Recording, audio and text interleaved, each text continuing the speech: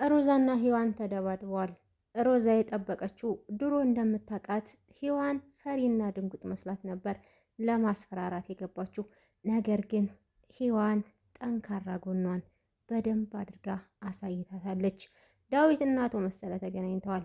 ዳዊት መሰለን ለምን መጣ እንዴት መጣ የሚለውን ጥያቄ ሳይጠይቀው አቶ መሰለ እንግዲህ በኮንፊደንስ እያንዳንዱን ነገር አስረግጦ ነግሮታል።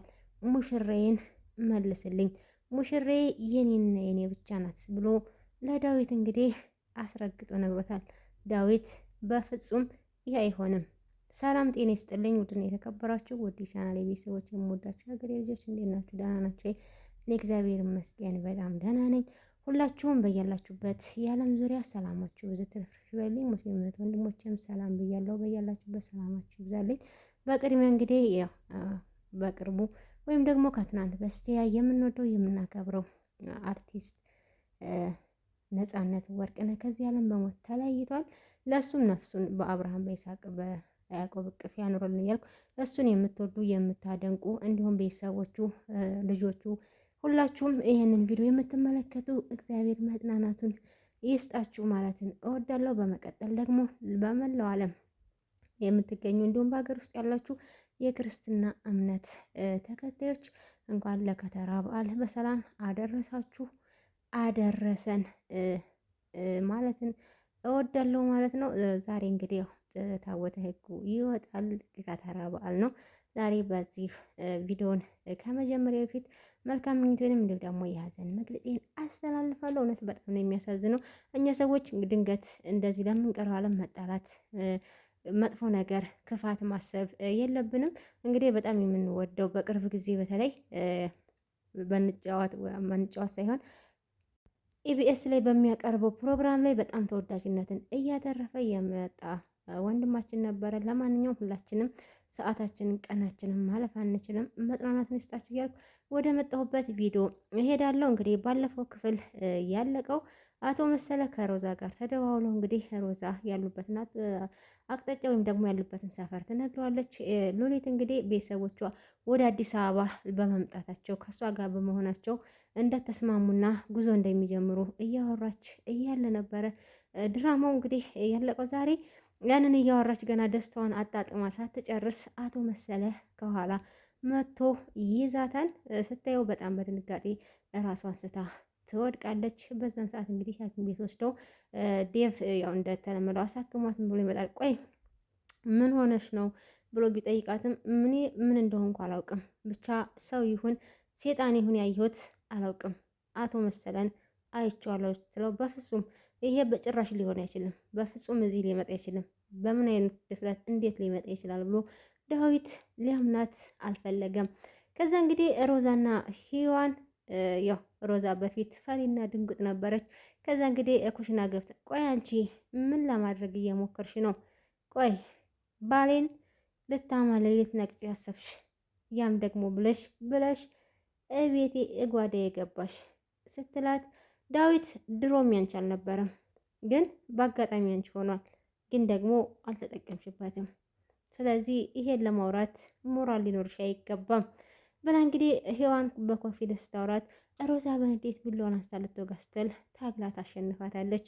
በዛን ሰዓት ቆይ እንዴት አንቺ የማቅሽ ፈሪና ድንጉጥ ነበርሽ፣ አሁን ወደፊት መሄድ ካለብኝ ምንም ነገር አድርጋለሁ፣ ወደፊት እጓዛለሁ። ስለዚህ ሔዋንን በደንብ እወቂያት ብላ እንግዲህ ሔዋንን ታስተዋውቃታለች። ሮዛም እንግዲውስ የበፊቷን ሮዛ ቅበሪና ጣያት፣ አዲሷን ሮዛ ተቀበያት ብላ ጥላት ትሄዳለች። እንግዲህ ቁጭ ብላ ከአቶ መሰለ ጋር ስታወራ ሮዛ ክላሷ ተቀምጣ ታወራ ነበረ ከአቶ መሰለ። ከዛ ሔዋን ስትሰማ ቀጥ ብላ ትገባለች። ድንገት ስትገባባት ሮዛ ትደነግጣለች። እንዴ ቆይ እንዴት ለምን መጣሽ? ምን ልትሰሪ መጣሽ? ብላ ኮስተር ስትልባት እንዴ ተረጋጊ፣ ከማን ጋር እያወራሽ ነበር? ከማን ጋርስ በኋላ አንቺ ኮቴ የለሽም እንዴ? ምን ልትሰሪ ነው የመጣሽ? ስትላት ለማንኛውም ምን እያደረግሽ ነበር? ሉሊትን የሚፈልገው አቶ መሰለ እዚህ እንደመጣ ታውቂያለሽ አይደል? ስትላት ማለት እንዴት ለምን መጣ ብላ ልታስመስል ብትሞክርም በሔዋን ግን ልትሸወድ አልቻለችላትም። ከዛም እንዴትም ሆነ እንዴትም አንቺ እጅ እንዳለበት እደርስበታለሁ፣ የዛኔ እኔ ነው ያድርገኝ ብላ እንግዲህ ሔዋን ዝታባት ትወጣለች። ሮዛም ምንም አላለችም፣ በዛው ተቀምጣለች። ሉሊት እንግዲህ ከዴቭ ጋር ታክማ ስትመጣ ያንን ቤት ያስገባታል።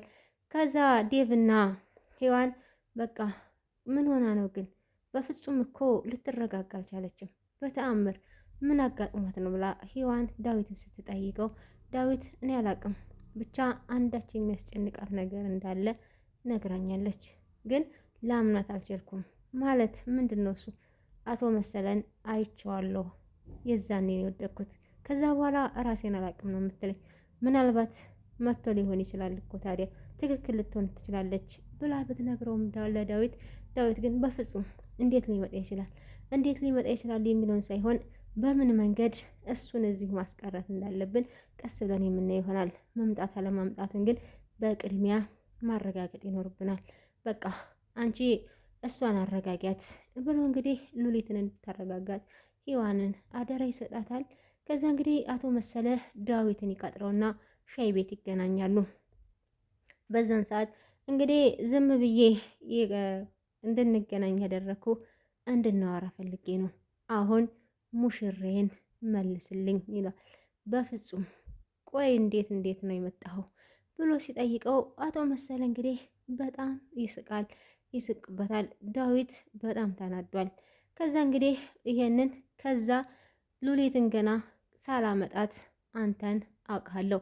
ሉሊት ልትወድህ የምትችለው በሀገር ሽማግሌ የተጣሉትን በማስታረቅ መልካም ስራ ከሰራ ብቻ ነው። ከዛ ውጪ መቼም ልትወድህና ልታከብርህ አትችልም።